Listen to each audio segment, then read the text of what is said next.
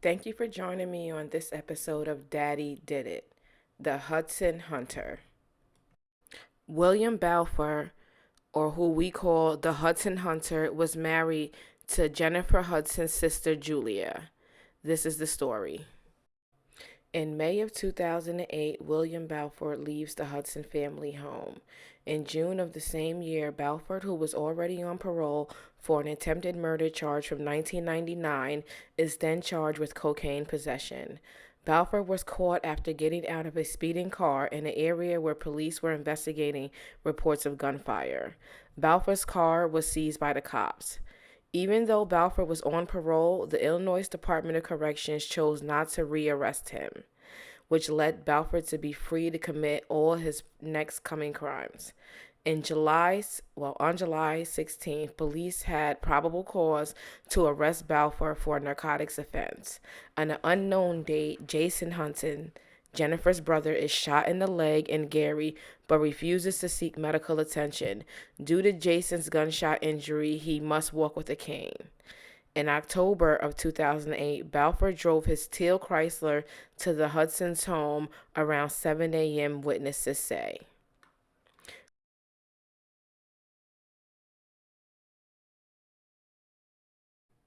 In May of 2008, William Balfour moved out of the Hudson family home. And then in June in 2008, Balfour, who was currently on parole for attempted murder from 1999, was charged with cocaine possession. Balfour was apprehended after jumping out of a speeding automobile and running into them. The police confiscated his car. Even though Balfour was on parole at the time of his arrest, the Illinois Department of Corrections decided not to violate his parole. The date is unknown, but Jennifer's brother, Jason Hudson, is shot in the leg and refuses to seek medical attention for the injury. As a result of his injury, he must use a cane to get around. Although there were no signs of forced entry, police sources later reported that the gunman fired through a door, striking Hudson's brother Jason, 29, who died as a result of the shooting. When Hudson's mother walked into the room, the shooter continued to fire until she was killed. Now, at 3 p.m., it is well known in the public eye that Darnell Donnerson, 57, was found shot to death in her home. Jennifer Hudson's brother, Jason Hudson, 29, was found shot to death in his bedroom by a family member, according to police. Julian King, Jennifer's younger sister, Julia's son, who was 7 years old, had gone missing. At some time, unbeknownst to the public, William Balfour's parole officer calls him and makes contact, and Balfour explains to his parole officer that he is babysitting on the west side. The parole officer thinks he can hear the voice of a young child in the background, so the authorities put out an Amber Alert for both of them. A few hours later, Balfour is arrested at the apartment of his pregnant girlfriend on the west side. According to Balfour's girlfriend, he was involved in the killings of two adults, but not the death of the young kid. On October 25th, 2010, at 1 a.m., Jennifer Hudson positively IDs the bodies of her brother and mother. Early that morning, the FBI was contacted, and later that day, the teal vehicle is located, but the white Suburban linked to the Hudson family has yet to be located. At 5 p.m., the Hudson family makes a plea for the return of their nephew. Unfortunately, the body of Julian was discovered in Jason Hudson's Chevrolet Suburban, which was located in the 1300 block of South Collin Avenue on the west side. Little Man, a small Chihuahua, barked at a strange white SUV. As a result, John Loudon noted the dog's reaction and concluded it resembled the SUV that police had been searching for since Friday. Julian sat in the back seat of Suburban, his shoulders lifeless. He'd been shot in the head. The discovery of a gunshot in the automobile, together with other evidence, led officials to believe he had been shot inside the vehicle. It was later confirmed by autopsy by the Cook County Medical Examiner's Office that Julian had died from a series of gunshot wounds. On April 23rd, the trial of William Balfour got underway in Chicago. Over the course of 2 weeks, the prosecution called more than 80 witnesses. One of the witnesses was William's baby mama to be.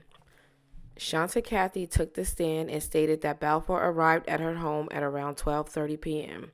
The first thing she claimed he instructed her was that she should inform anyone who inquired about his whereabouts that he had met her earlier in the day around 10 a.m. Cathy claims that Balfour left her flat for a couple of hours before returning. When Balfour returned, he informed her that they got shot. Cathy claims she was aware that he was referring to members of the Hudson family. "I was looking at him crazy," she admitted in court. Balfour's confession was then detailed by her in the following words. He claimed that when he entered, her brother rushed him and he was shot. He claimed that her mother was yelling his name and running toward him when he opened fire on her. When Cathy inquired as to the whereabouts of Julia Hudson's son, Balfour replied that he was outside. "I say kids don't have anything to do with growing up stuff," she explained. Cathy stated she did not inform authorities of Balfour's confession because she did not want him to be placed in any type of legal difficulty. During the testimony, there was a brief pause in the trial when the judge heard an emergency application from multiple media outlets requesting the release of 911 tapes that had already been played in the court.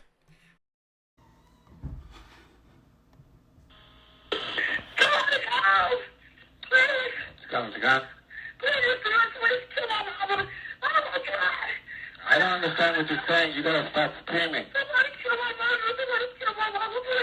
Somebody did what? Somebody killed my mother. Somebody killed your mother? You know, please help me. Where are you? What's the address? Westmount, South Yale Avenue. What? Oh, yeah. 7019 South Yale.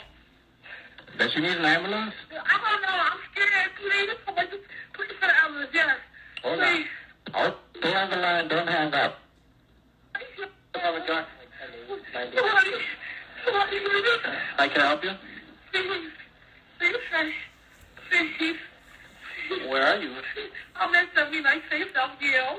79 what? 7019 South Yale. What's going on? I don't know. She's been shot. Can you please send an ambulance, please? What happened? I don't know. She's on the floor. I see blood coming from her head. Is she breathing? I don't know. I didn't touch her. I just ran out the house. Do you know what happened? Did she fall? No, I just got home from work. And there's a bullet. There's a bullet hole in our front door. Is the bullet hole in your front door? Yeah. How old is she? She's 57 years old. Please help my mama. All right, are you guys in the house? Yes, please. Just send me the ambulance. All right, 7919 South Yale. Yes. All right, we're on our way. I thought you said 7019. Is it 7019, ma'am? Yes. Okay. 7019. All right, we're on our way. Thanks, please. Right? Please look out for the ambulance. Ma'am? Yes. Okay. Is this a house or apartment? It's a house. It's on the first floor. Okay, what's your last name? Would you like to kill my mother? What's your last name? Kill my mother. Your last name? I'm so wrong. Excuse me. What's your last name? My last name is Hudson. Okay, do you see any blood on her? I don't know, Richard. I don't know. I'm scared. I don't know. Okay, the police and the ambulance are on the way over there, okay? My mama. The ambulance is on the way, and the police. Yes. Okay. Please. Where's my brother at? What happened? Go to the house. Go and summon my mama. I don't know. She's in the house on the floor. And it's the door. I went in there because I wanted to help my mom. And she on the floor. I ain't touched her. I ain't did nothing. All I could do was run. I don't know what Juliet is or nothing. And I'm here by myself. Yes. The deaths took place in Jennifer Hudson's childhood home in Chicago's harsh Englewood neighborhood where she grew up with her siblings. On the day of Hudson's family's death, Prosecutors claimed that Balfour shot and killed Hudson's mother, Darnell Donnerson, 57, in the living room before turning the gun on her brother, Jason Hudson, 29, as he slept in his bed. He then kidnapped Hudson's nephew, Julian King, who was 7 years old at the time. Police suspect the boy was shot in the head while lying behind the front seat of an SUV, according to the investigators. In a statement, prosecuting attorney stated that Balfour was enraged over Julia Hudson's relationship with another man, and that Balfour had made repeated threats against Julia Hudson and her family. On October 24, 2008, Balfour allegedly became furious after seeing balloons that had been sent to Julia Hudson by another man and punched the balloons.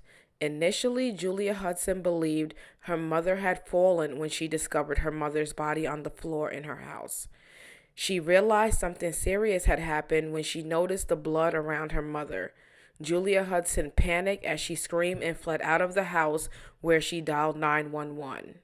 In her final statements, Assistant Attorney Jennifer Bagby stated that Balfour was guilty. His passion, his jealousy, and his drive to find his wife, Julia Hudson, with another man propelled him to great heights. She didn't want him in the house, and her family didn't want him in the house. His mind, on the other hand, was set on her as his wife, and if he couldn't have her, no one else could, even though he had a pregnant girlfriend. Balfour repeatedly threatened, "If you abandon me, I will assassinate you. First and foremost, I will assassinate your family. You will be the very last person to die in this game." He would later make true on those threats. While Balfour's attorneys contended that there was no physical evidence linking Balfour to the killings, prosecutors spent a major portion of their closing statements focused on what they considered to be critical physical evidence in the case. For instance, phone records that showed Balfour was near the scene of the killings, gun residue found on Balfour's clothing and steering wheel of his car, as well as a key to Jason Hudson's SUV. In their statement, prosecutors referred to the overwhelming circumstantial evidence. In a statement, Balfour's attorneys, on the other hand, claimed that there is no proof or DNA linking him to the killings. Thompson stressed that Balfour's fingerprints were not recovered on either the pistol or the car in which Julian died. The one constant in this case is that every piece of DNA evidence absolutely excludes William Balfour, Thompson explained. He is the only individual in the entire city of Chicago who did not participate. That was demonstrated by the evidence. Balfour was later convicted and sentenced to life in prison without the possibility of parole. Here's what he had to say. Be here at all. I didn't have nothing to do with the case. I don't know who did the case. The case, as he puts it, was a triple murder here in Englewood, in the home of his estranged wife, Julia, Jennifer Hudson's sister. A jury found that on October 24, 2008, Balfour shot and killed Hudson's mother and brother and abducted her 7-year-old nephew in a jealous rage. The youngster found shot to death in this stolen SUV. Police said the keys were found in Balfour's pocket, and witnesses said they had seen Balfour with a distinctive chrome and black pistol like this that was used in the murders. Did you ever have the gun? No. So the people who said that they saw you with the gun were lying? Exactly. We had 1 hour with Balfour here at Pontiac, Illinois' oldest prison, built 140 years ago. He's among 1,500 of the state's most violent men. During the interview, he accused many of the prosecution's 81 trial witnesses of lying, including his friends and then-wife Julia. She testified that Balfour had repeatedly threatened to kill her family and then her. You wanted her dead, didn't you? No, not at all. We wasn't even in a relationship anymore. You told people that you wanted her dead, didn't That you? never occurred. Them are all allegations. You never said it? No. Never, not one time did I ever threaten her. Period. Balfour was on parole at the time for a 1992 attempted murder conviction. Prosecutors used cell phone records to place him near the crime scenes, cited gun residue on his clothing and on his car's steering wheel, all of which he claims were planted by police or concocted by evidence technicians. To hear you describe it, Right. This was a huge conspiracy. Exactly. Exactly. Would have involved lawyers, witnesses, the police, technicians. Is that correct? All of those people. Right. The jury deliberated 2.5 days and found him guilty of everything. The judge called his soul barren and sentenced him to life without parole. His appeal last year was wholly rejected. Illinois justices saying there was plentiful evidence he killed all 3 members of his wife's family after many threats to do so. And last month, the U.S. Supreme Court refused to take his case. Why should anybody believe what you're saying now? I mean, it's up to them to make sense out of it. Because if you make a statement and the statement don't add up to the way the murders happened, then it's a problem. That's reasonable doubt. 34-year-old Balfour is a career criminal. The police paperwork on him pages long. Since age 14, a gangbanger, carjacker, burglar, and drug dealer, a 10th grade dropout whose father and brother are both ex-cons. If you didn't kill Jennifer Hudson's family, who did? I don't know. I mean, I could sit here and speculate to many names and just throw them out there to you. It still wouldn't solve it, period. Balfour refused to answer only one question. Why did you not testify? I was told not to take the stand. By whom? My trial lawyer. You could have overruled that. I know that, but it was things that were discussed in private as far as taking the stand. Whatever those were, he wouldn't say. But he was happy to discuss his boyhood friend Jennifer Hudson, who a year before the killings he was pictured with toasting her Academy Award. What would you say to Jennifer Hudson if she was sitting across from you? I didn't have nothing to do with her family being killed, period. Did you ever think about Julian? Of course. I mean, I don't know, man. Do I miss him? Yeah. Do I love him? Yeah. Why would a 7-year-old have been killed? That's what I'm saying. It could have been the wrong place at the wrong time. A person who come in there to kill somebody don't care who they kill. That 7-year-old boy could have identified you. That's what I just said earlier. They could say that he could have identified me. That's the reason why he got killed. Oh, he killed him because he could identify him.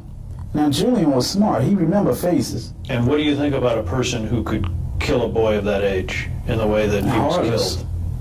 Straight heartless. Ain't got no family.